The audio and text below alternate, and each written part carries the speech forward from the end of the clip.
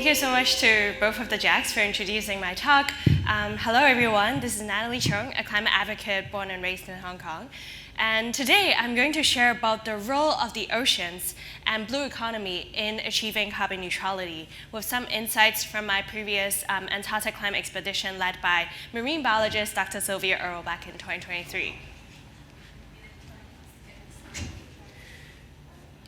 We've all heard about these depressing news about Antarctica, including the lowest level of sea ice that we have observed, a lot of penguins dying because of the ice cracking beneath them.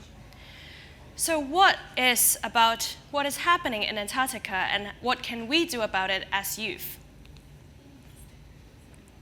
This is an impact diagram called the Golden Circle that has always inspired my climate journey. We're told that we should start with why. Why are we doing this? Why was I so passionate about climate change in the first place? And then you go on with how and what. So what is my why? This is my why. When I was young, back when I was 11 years old, in the 5th grade in primary school, I did a project about climate change with a famous polar explorer from Hong Kong. She's the first woman in the world who has been to the 3 poles, which are the North Pole, South Pole, and Mount Everest. And while I was this kid, we interviewed her on what is climate change. And back then, climate change wasn't even a term. We just called it global warming. And Dr. Lee told us a vivid imagery that stuck in my mind ever since. She said, the Earth is trapped in a microwave with continuously rising temperature near the verge of explosion. And that was why I drew this diagram on my project, and eventually I decided to take on a path and commit my life to climate action. And there onwards, I decided to study geography from my high school and undergrad and co-founded a social enterprise called Fair Sustainability Education. So what we're doing, we empower people in the world, especially those in Hong Kong living in the urban areas, to take a step out to the nature, understand about the importance of nature-based solutions in mitigating and adapting to climate change. And we're organizing all these eco-tours and sustainable tourism events for the public that trailblaze and reinvent the form of environmental education for all. Our impact journey starts from experience, because we believe that you cannot protect what you don't know or what you don't love. So we really want to build that innate human-nature connection by providing our audience with nature-based experiences. And thereon, they will be inspired and eventually enlightened and empowered to change for the environment. So far, we've organized over 300 tours and reaching over 2 million people, both online and offline, with our media as well as our physical events. This is an example. We brought a group of high school students to the seashore, as today we're focusing on the theme of ocean. And at the sea, you can see that they're collecting a mobile device. And using the phone, they were recording sounds of the waves. And for this tour, we even invited a singer, songwriter, who provided the inspiration for the children to turn the waves of the sound, the sounds of the waves into music. And we eventually delivered a special concert called Towards the Sea Change, which was delivered at the West Kowloon Cultural Center in Hong Kong. So it was infusing and mixing mediums. Climate action these days, we require interdisciplinary action. We need not just people who care about the environment, but we really hope to get people who are interested in music and art to be in this movement together. And this is precisely the reason why we decided to deliver this concert based on inspirations of music and sounds from nature. And most recently, we also launched an exciting partnership with Disneyland in Hong Kong, where we were collaborating with Disney to develop the syllabus on environmental education. We developed this little booklet called Disney Environmental Expedition, where children from all ages, from primary school all the way up to universities, they are tasked to look for these environmental initiatives around Disneyland, which include solar panels on top of Small World. They also take this Jungle River cruise. You can see all these animal sculpture, and we talked to them about IUCN Red List. We talked to them, what are these sculptures actually representing, and how do they relate to the issues of biodiversity loss? The whole syllabus is linked around the UN Sustainable Development Goals, including Goal 13, climate action, and Goal 14, 15, etc. And jumping on to my Antarctic Climate Expedition with famous marine biologist Dr. Sylvia Earle. That happened in February 2023, around a year ago. So before I went to Antarctica, this was what I was expecting. How many of you are expecting to see something like this if you're in Antarctica? Can you give me a raise of hand? A lot of you. Yeah, so I was hoping to see a lot of penguins. I was hoping to see these white glacier sheets. But the reality, this was what I saw.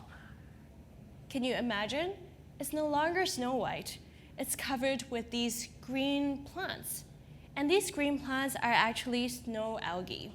This was a photo that I took. You can see some small dots of black and white. They're the penguins, but they're on this massive piece of ice covered in green algae because of the warming.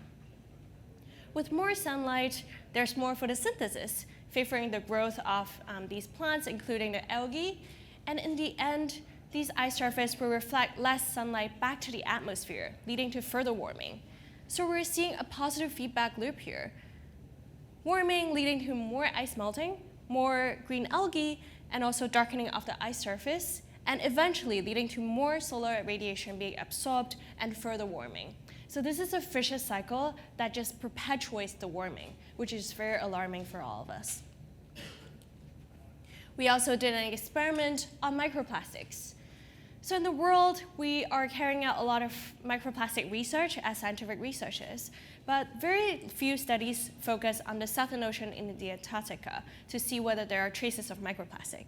And that's why our team collected 10 surface ocean water samples in the Southern Ocean surrounding Antarctica to identify traces of microplastic.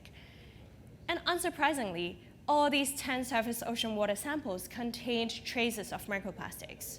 You can see from this image here, there are these slices of blue and green and red. These are the microplastic fragments that appear in our ocean sample.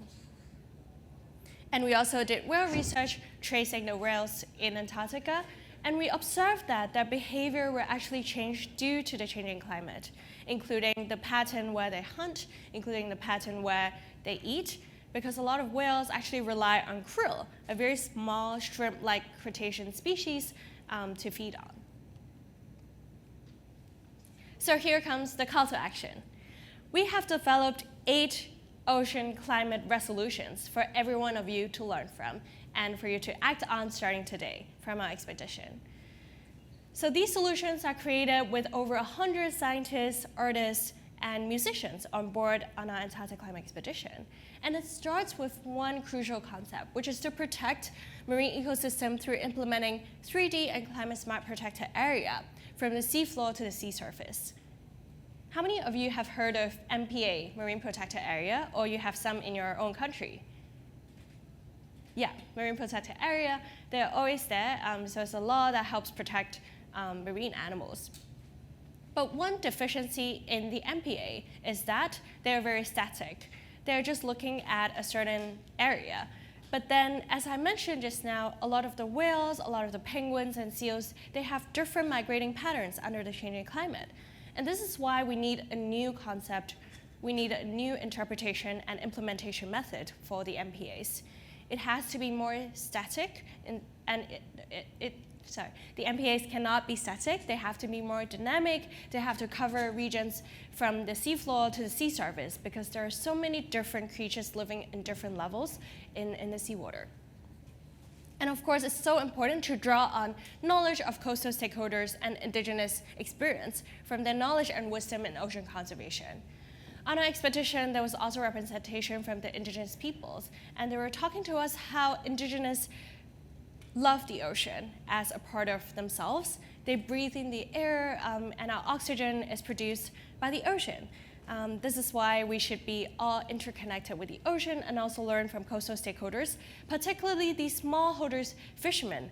How do they manage fisheries in a non-commercial scale? And how do we help with developing a new system of non-commercial and sustainable small-scale fishery?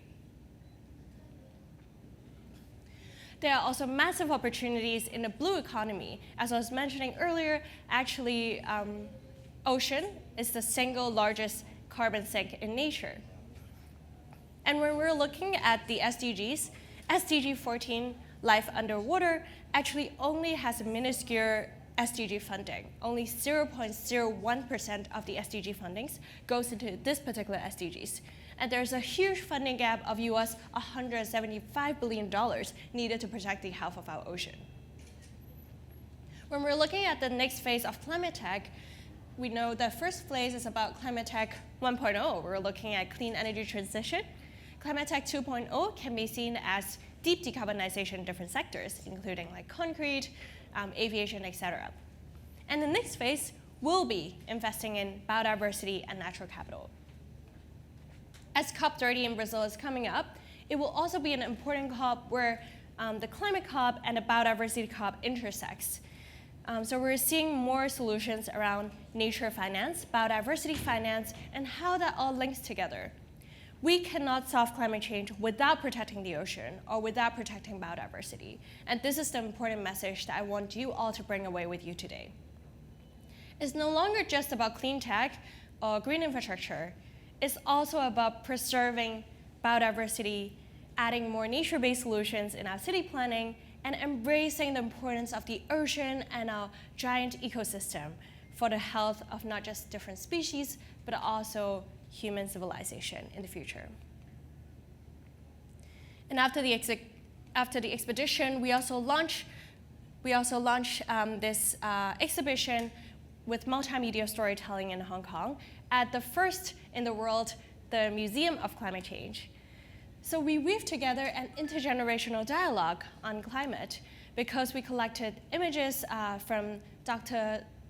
Rebecca Lee, the very person who inspired me on the climate journey.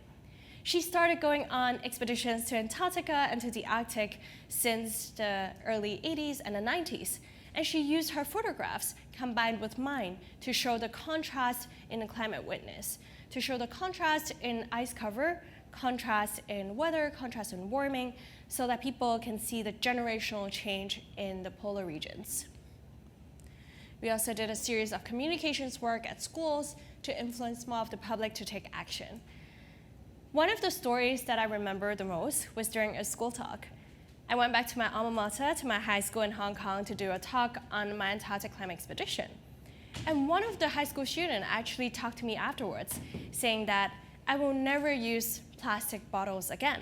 I will never use single-use plastic bottles again because I saw that microplastic travels so far. It's not just in the Hong Kong area, but it's traveling to the oceans, traveling to Antarctica, affecting the penguins.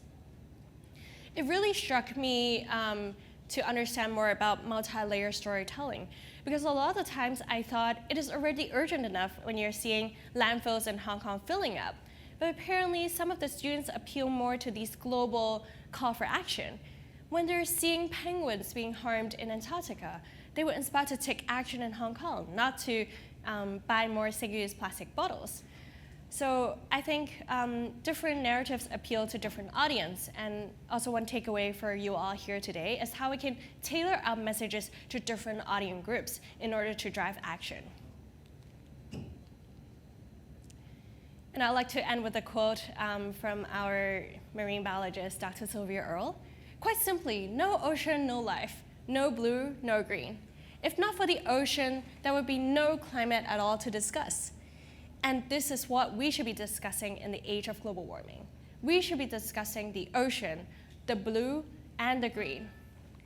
Thank you again for joining me at COP29 in Baku at the Extreme Hangout Pavilion.